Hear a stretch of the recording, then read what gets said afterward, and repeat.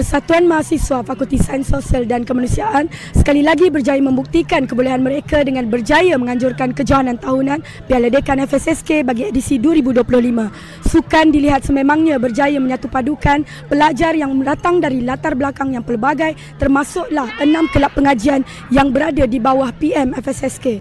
Piala Dekan FSSK kembali lagi dengan edisi tahun 2025 menyaksikan penglibatan pelajar FSSK dari 6 kelab pengajian yang ada di fakulti ini. Piala Dekan FSSK bukan sahaja menjadi sebuah medan pertandingan tetapi turut menggalakkan semangat kesukanan, perpaduan dan kerjasama dalam kalangan mahasiswa FSSK itu sendiri. Pada pendapat saya, kejohanan sukan ini merupakan satu platform yang sangat penting untuk menyatukan anak-anak muda, lebih-lebih lagi daripada kalangan pelajar-pelajar. Ini dapat dilihat, saya bagi contoh Piala Dekan FSSK yang sedang dijalankan sekarang.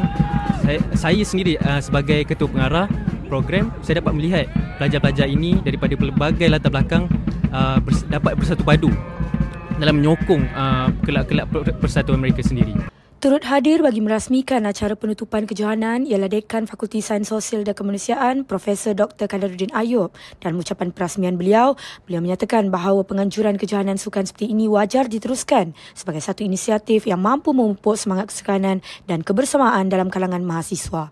Beliau turut menyuarakan sokongan penuh terhadap PMFSSK serta seluruh mahasiswa fakulti itu atas usaha menganjurkan kejohanan berskala besar ini yang jelas mencerminkan kepimpinan dan kerjasama yang utuh dalam komuniti fakulti ini. Sebenarnya PMFSSK ni dah memang expert dah dalam membuat satu-satu event lah, organize event. Alhamdulillah pada tahun ini memang semuanya sangat clear, sangat clean dan para pelajar juga behave very well. So saya sangat gembira dan saya rasa sukan ni memang boleh menyatukan semua pelajar-pelajar FSSK.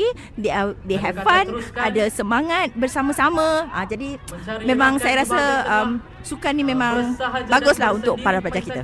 Semoga berjumpa lagi di edisi Piala Dekan yang seterusnya. Berjuang dengan semangat, menang dengan martabat. Sekian sahaja Irdina Mirkair melaporkan untuk Nadi Bangi.